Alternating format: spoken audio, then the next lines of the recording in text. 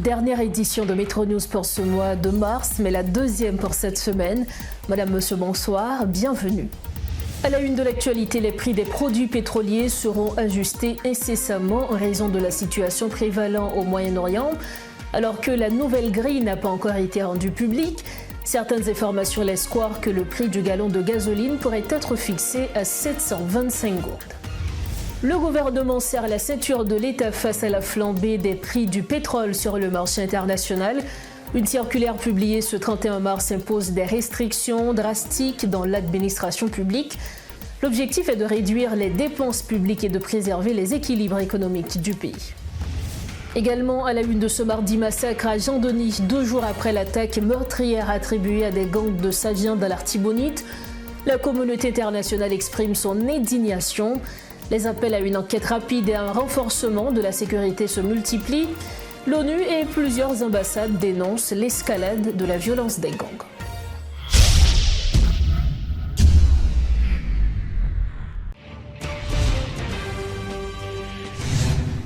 Bienvenue au développement des titres de l'actualité. Les autorités doivent fixer incessamment les nouveaux prix des produits pétroliers à la pompe. Alors que la situation s'envenime au Proche-Orient, le prix du baril ne cesse de grimper sur le marché international.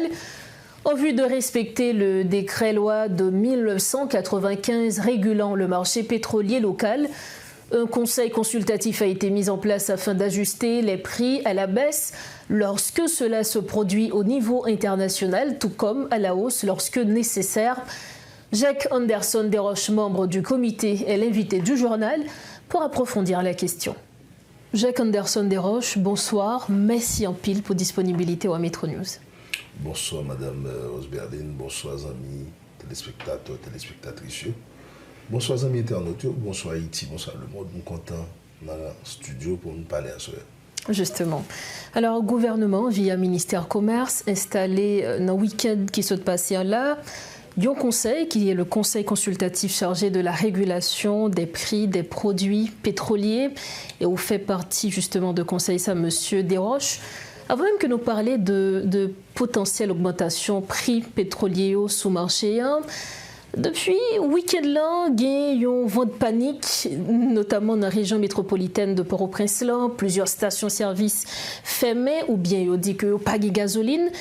Est-ce que NAP acheminé nous vers une réelle pénurie de carburant, M. Desroches? Moi, taré, mais font illustration, certainement avant de répondre. Question pétrole là, il n'est pas en simplicité, il est complexe. Parce que c'est un marché. Côté Haïti, pas vu en notation. Donc, il faut le couper en bas principe qui est établi. Je dis à gaz la montée, effectivement, sous la tête par rapport à ce qui a fait dans le Moyen-Orient, il y a un impact réel, surtout dans les pays tiers mondiaux, pour plusieurs raisons. Donc, dans le pays, pas nous ne pas prendre aucune disposition pour nous prévenir rien. Donc, c'est toujours effet pompier. Pas oublier, moi, ça fait 10 ans depuis que je parlé pour consultant de stockage. Depuis 10 ans, on a parlé pour gagner de mesures pour établir des mécanismes. Bon, il faut un rappel pour tout le monde. La commission s'est créée dans un contexte bien spécifique, mais après, en pile temps en attente, parce que la loi du 9 mars 1995 sur assise fixée variable, il était établi un ensemble de mécanismes que l'État n'a jamais respecté.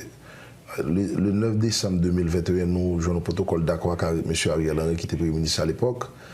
Et il était de créer une commission ça, pour permettre d'établir, pas de totale transparence, mais établir un mécanisme qui permettre d'arriver et monter ou bien descendre le gaz là, monter ou bien le descendre. Malheureusement, ça l'a noté avant que l'était doublé prix. Yes. Donc là, elle tape double, elle te dit, il a petit subvention nette, et à partir de ça, elle fait mieux on satisfait comme gendarme économique pour le dire Haïti sorti dans un cas difficile ça. Mais je dis à bon, me dit tout le monde, question gaz là, n'est pas pour le monde, pour tout Haïtien à tous les niveaux.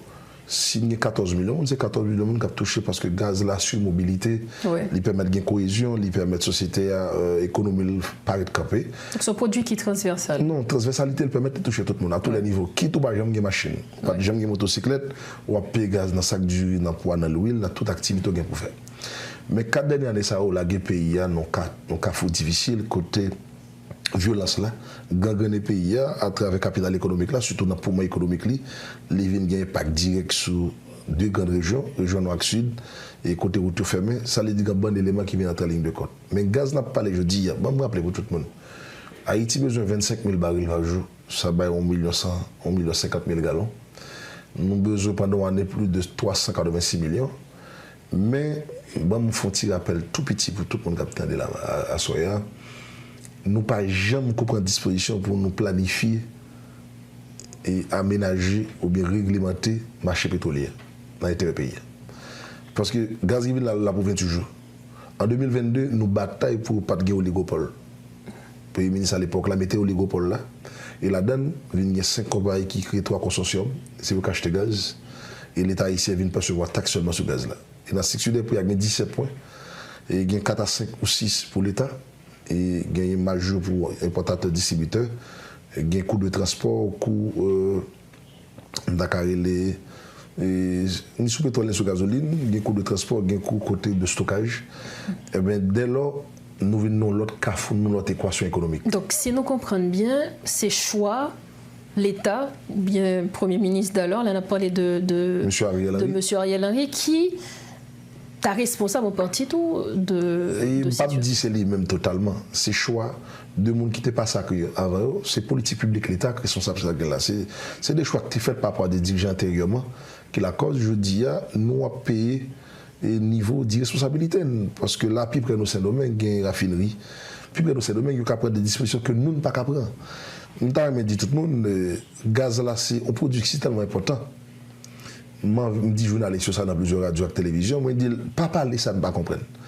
Et moi j'ai information sur ça, nous attendons chaque jour dans le pays, moi disponible pour me parler avec nous, pour me faire comprendre ça marché et qui disposition que tu as de prendre sur le marché ça pour permettre et pays à jouir, pas de privilèges, mais permettre prix pas monter 4 fois 5 fois la vallée qui va le faire des dégâts soit dans poche, dans voiture avec dans famille. Et ben c'est la même logique, c'est tout le gouvernement Relo pour faire partie de conseil ça que n'a parlé je dis là dans le cadre de régulation prix produits pétroliers. Oui, le gouvernement fait appel à secteur syndical là, travail en correspondance en date du 27 mars 2026. Je ne vais pas appeler mes numéros, mais la tête moi. Elle demande pour 3 personnes qui délégués. Il y a 3 personnes, il y a même un camarade de Montel Joseph, un camarade de Miyu Chargé, non pas M. Roger Anderson qui délégué. Et dès lors, la commission prend fonction, je t'ai dit dans le micro, dans la primature. Je ne suis pas pour pétrole. Et ma ville m'a fait des recommandations. Ça n'arrive pas à tenir compte de ça, m'a dit. Et il y a un compte qui fait me battre là, parce que moi, j'ai des inconvénients personnels. Je ne suis pas arrivé, mais la responsabilité, ce n'est pas la pays. Donc, je dis là, justement, dans l'idée ça, ou sous plateau Métro News ensemble avec nous, est-ce que la population t'a doué inquiéter aujourd'hui pour une pénurie de gasoline, notamment dans le jour qui là? Moi, je ne pas à la population. Je n'ai pas ce droit. Même comme observateur avisé, je demande pour me comprendre la dynamique ça là. Lors de dynamique côté où nous oligopole, il y a un groupe de machines à main. Et je dis, je fait promotion pour l'État, pour la responsabilité pour l'État, machin à retourner contrôlé par l'État. Mais on ne parle pas de ça sur ça là, constat de fait qu'il a. Disposition que prend là, c'est le gouvernement lui-même, c'est disposition à la presse et faire justement prix le gaz là, pour permettre les disponibles. Donc ça qui arrive que le prix a augmenté. Bon, c'est sa proposition au gouvernement. Mais nous autres, en tant que syndicalistes, nous avons fait des propositions pour nous dire mais qui sont qu'à faire pour soutenir ça. Donc parce qu'il y a de l'autre moyen pour ne pas gagner augmentation, ça que nous pas lire. Moi je pense qu'il faut avoir un sacrifice de part et d'autre, ni dans le secteur privé, ni dans l'État, ni au niveau de la population. Si pas de sacrifice, on a fini à tomber dans une énième crise par rapport à ça là. Parce que nous déjà dans la crise, nous avons vivoté, nous avons crise côté, nous avons la banalisation de la vie, nous parlons de l'autre crise en plus. Même si pas de bon hôpital en Haïti, mais 2-3 qui fonctionnent, besoin de gaz. Même si pas de gros bus, gros entreprise, mais 2-3 qui fonctionnent, besoin de gaz. Même si pas de gros transport, pendant la période n'a parlé là, mais 2-3 qui fonctionnent, besoin de gaz. Donc gaz la vie nous produit extrêmement important. Qui ça le gouvernement a de faire, je dis? Il n'y a pas de faire automatique, c'est pas pic de non, c'est pas tombé du ciel, c'est pas, il n'y a pas pic de miracle dans le tout, pas encore des sommes de connaissances. Et il oblige à inviter l'autre monde, venir chita sur table là pour ensemble venir proposer des solutions. Mais même dans la réflexion que je fais personnellement, dans la proposition que je là, moi, il y a 2 éléments fondamentaux. La crise a retourné, on m'a éviter encore. La retourner. Raison simple, parce que le marché a variation, fluctuation, il fait à la seconde. Notamment si guerre au Moyen-Orient pas campé. Si le pas campé, moins quoi nous parlons de croissance exponentielle. Et la terrible pour tout pays tiers monde, particulièrement nous-mêmes qui n'avons qu'une ceinture pour Kembe. Je dis à fond, nous avons construit des temps de stockage. Donc c'est possible encore aujourd'hui? Non. C'est un qui a fait rapidement? Non, nous avons besoin de 4 milliards de gouttes pour faire. Vous prévenez toute crise qui va venir. Il faut nous avoir un surplus de stock. Résoudre les pour moi, pas de solution. C'est clair. C'est prendre des plans qui permettent de nous résoudre les à l'avenir. Il y a en tout 100 millions de gallons.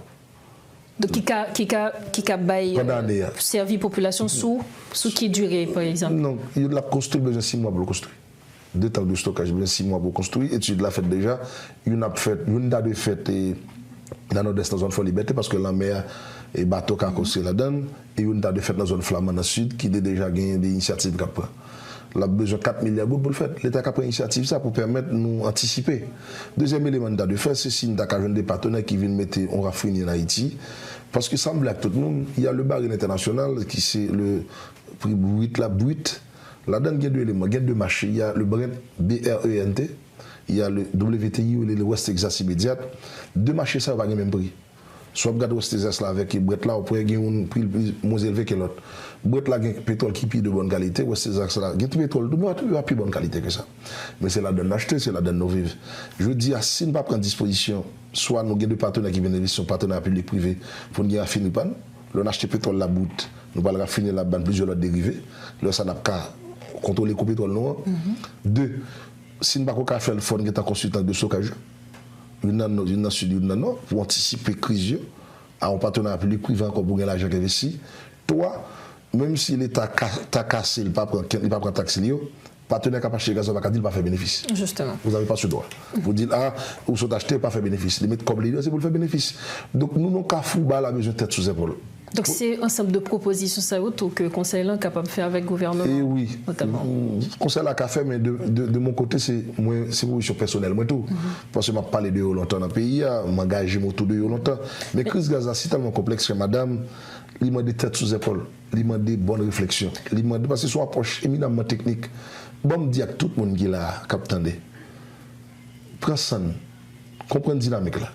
L'autre pays gaz monté parce qu'il y a un ceinture, mais parce qu'il y a un mécanisme à place. Il produit du gaz, il y a une raffinerie, mais le gaz est obligé de monter la caillou. Ça qui a raffiné pas pour tel bout là, ça qui a tel bout là, il y a raffinerie, il y a aménagé quoi pour la caillou, il n'y a pas qu'à vendre dehors comme ça. Marché, il y a des normes, personne n'a pas qu'à passer ou dehors. Des normes internationales. Le plat, c'est le norme international.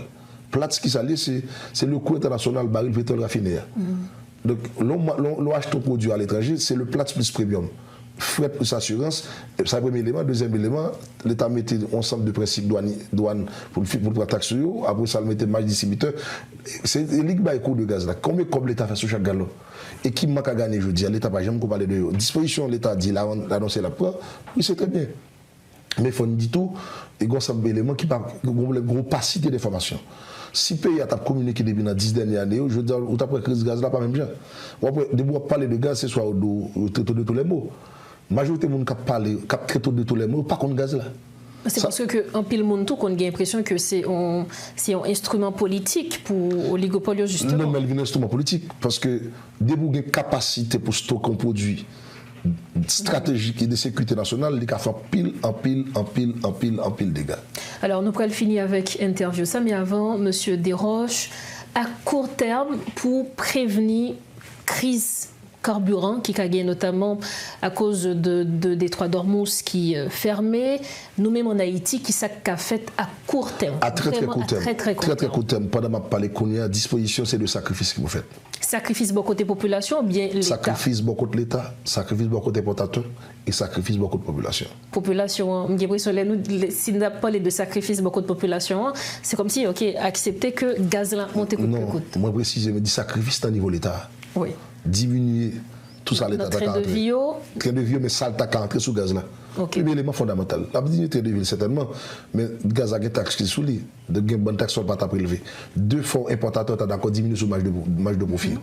Donc pour éviter que le gaz là augmente par rapport avec ça. Pour ne pas gagner un impact direct sur la population. OK. Donc les cartons augmentent mais pas à très court terme. Oui, à très court terme. Mais à court terme, Il faut construire 2 temps de stockage. Justement. Il faut que le Premier ministre ait pris engagement dès lundi pour mobiliser 4 milliards de gouttes à partenaires disponibles qui souterrains ou bien aux jeunes partenaires privés pour construire 2 tanks de stockage qui permettent de nous anticiper. Et joindre des gens qui peuvent investir, soit dans le nord, je dis à qui pas en pression bandit, ni dans le sud, et la permettre au moins, parce que nous sommes dit dans son petit marché, c'est 9 millions de barils, son petit marché. Moi, je ne peux pas parler de ça, nous sommes petit marché. Nous n'avons pas gagné en Haïti. 9 millions de barils pour un pays, c'est son petit marché. Donc, nous n'avons pas dit c'est pour une ville dans quelques pays, c'est pour une ville. Donc, comme nous n'avons pas de gros moyens, nous avons un petit marché. Est-ce que nous n'avons pas un partenariat pour nous construire un raffinerie en Haïti? Nous avons l'autre pays qui n'a pas d'espace pour faire raffinerie la caillou. Et bien là, ça peut permettre de nous couper tout la casser sur nous. Donc ça, c'est 2 éléments qui peuvent venir à très très court terme. Oui. À très très court terme, ça veut dire de sacrifice, mais à court terme, construire un de stockage, prendre disposition à niveau de l'État pour communiquer avec le pays. Parce que pas si des informations permettent l'État de perdre crédibilité. Parce que l'État ne parle pas quoi ça dit avec une vérité là-dedans. Parce que pas quoi. Et pendant 20 dernières années, des gens dans l'État ont plus attribué à toute qualité. Malheureusement.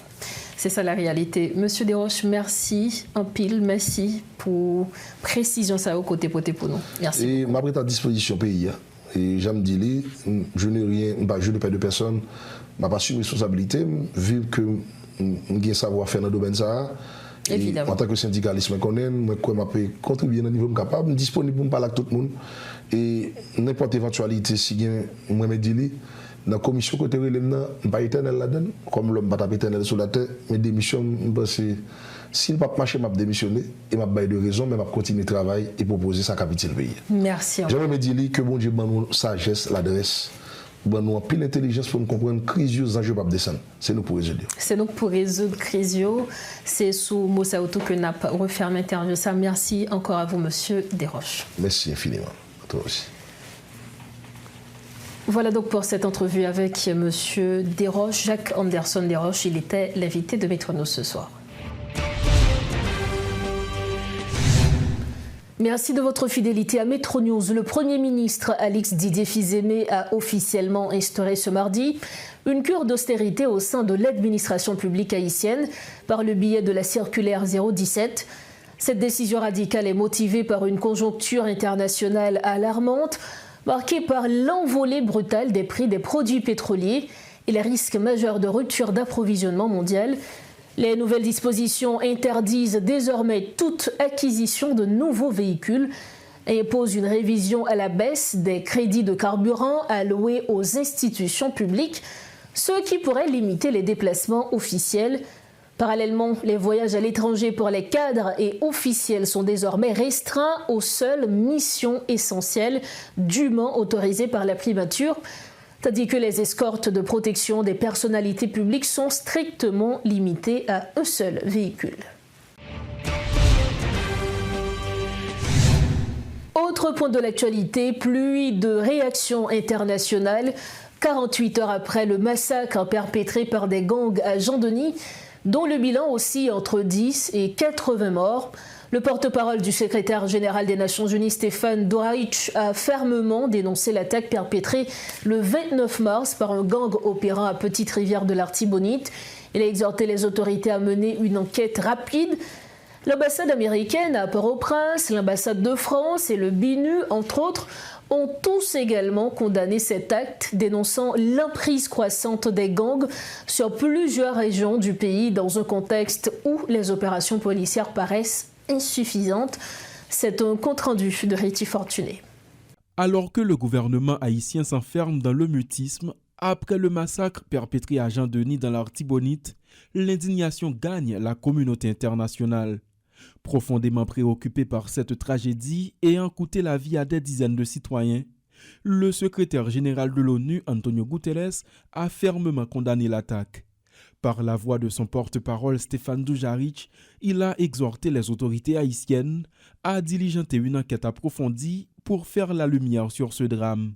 De son côté, le Bureau intégré des Nations Unies en Haïti a réaffirmé sa mobilisation aux côtés des partenaires nationaux face à l'aggravation de la crise sécuritaire. L'ambassade des États-Unis à Port-au-Prince a également réagi via une note officielle dénonçant l'aveuglement criminel de groupes qui continuent d'assassiner leurs compatriotes sans aucun respect pour la vie humaine. La diplomatie américaine a exprimé sa solidarité avec une population épuisée par la violence et aspirant à la paix. Même tonalité du côté de l'ambassade de France, qui condamne avec la plus grande fermeté ce carnage. Elle a rappelé que le groupe armé responsable fait déjà l'objet de sanctions onusiennes pour de graves violations des droits humains. Paris a profité de l'occasion pour réitérer son soutien indéfectible à la police nationale d'Haïti et aux forces armées d'Haïti dans leur lutte contre le grand banditisme. Pendant ce temps, sur le terrain, l'inquiétude grandit. Des vidéos virales montrent des groupes armés reprendre le contrôle d'axes stratégiques dans l'Artibonite, une présence que les récentes opérations policières semblaient avoir pourtant neutralisée. À l'approche du déploiement de la mission multinationale, ce regain d'instabilité fragilise le bilan des forces de sécurité nationale et soulève de sérieuses questions sur la pérennité de leurs interventions.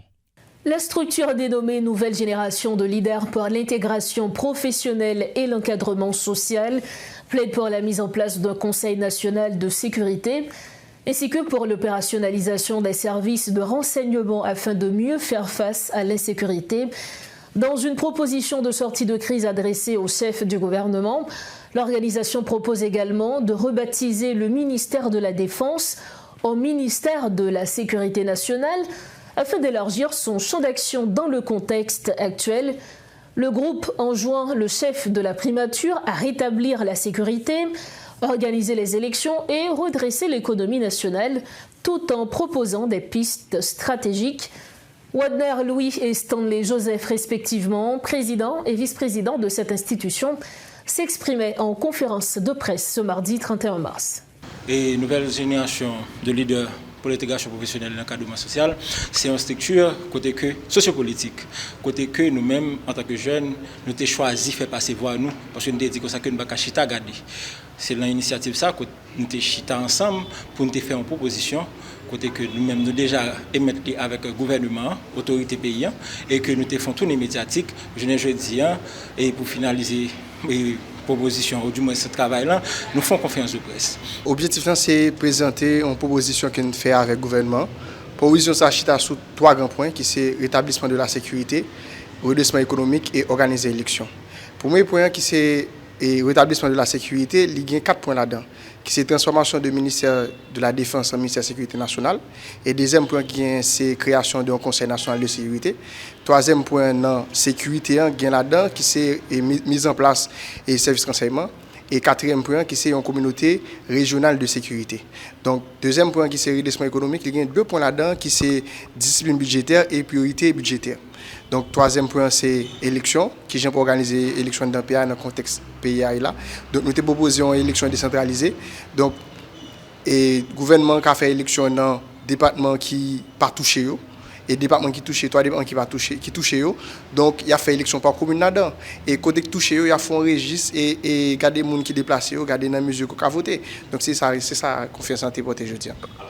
Pour refermer la page nationale de Métro News, au moins 6 cas de décès dus à la diphtérie ont été recensés dans le pays, selon le ministre de la Santé publique Bertrand Sinal, qui affirme que la maladie est déjà présente dans les 10 départements. Pour l'instant, le ministère procède à une distribution générale de vaccins, lesquels sont gratuits, souligne le titulaire de l'institution. Une campagne sera bientôt lancée sur tout le territoire national afin de sensibiliser la population. Cette nouvelle urgence sanitaire intervient dans un contexte particulier, reconnaît le ministre. Toutefois, il garantit que des mesures seront prises afin de limiter les dégâts. Écoutons les propos du ministre Bertrand Sinal. Dans la logique, j'ai fond, crier d'avance, c'est ça qu'on a fait là. Diphtérie tourne dans le pays. Nous avons des cas de décès. Aujourd'hui, nous mettons ensemble avec partenaires techniques et financiers. Nous avons OPS OMS, nous avons UNICEF qui a supposé arriver à l'heure comme ça, mais qui peut pas arriver. Nous avons un partenaire privilégié dans l'État, c'est DGPC, qui va aider nous à faire vaccin ça privé partout, dans tout le pays. moun bay ti moun yo, grand moun yo, femme enceinte yo, moun éviter. Diphtéria, c'est une maladie, ça fait longtemps qu'il est disparaître, mais le tourne. Nous n'avons pas besoin d'entrer dans les détails, mais nous commençons à qui côté le sorti. Cependant, diphtéria, on a senti gorge enflé, on a des difficultés respiratoires, on a des fièvre, etc. Et la difficile pour dans la section communale ou dans la diphtéria pour nous sauver. Il faut arriver au centre hospitalier, côté va obligé de percer gorge, je dis ça vulgairement, mais c'est une cardiotomie, pour aller percer pour qu'avoir respiration pour sauver vous. Nous n'avons pas besoin d'arriver là, nous je nous fous en pile. Nous commençons à crier, même j'en ai fait pour Mélissa, ça fait accompagner des GPC, nous mettons ensemble, sous le patronage, puis le chef là, pour nous faire distribution vaccin ça dans tout le pays et vaccin disponible gratis. Donc il y a bien d'avalant, c'est pour tout le monde 0 à 11 mois et s'il faut partir à plan. Donc le TTCA c'est 12 mois à 24 mois et puis nous le DTA c'est pour 6 à 14 ans et puis femme enceinte non plus n'importe monde qui désire prendre grand monde on met à prendre vaccin ça gratis.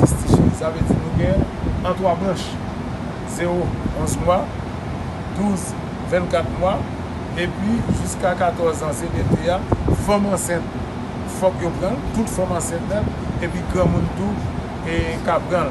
Pour qui ça dit grand monde parce qu'à chaque fois pour l'âge immunité a baissé.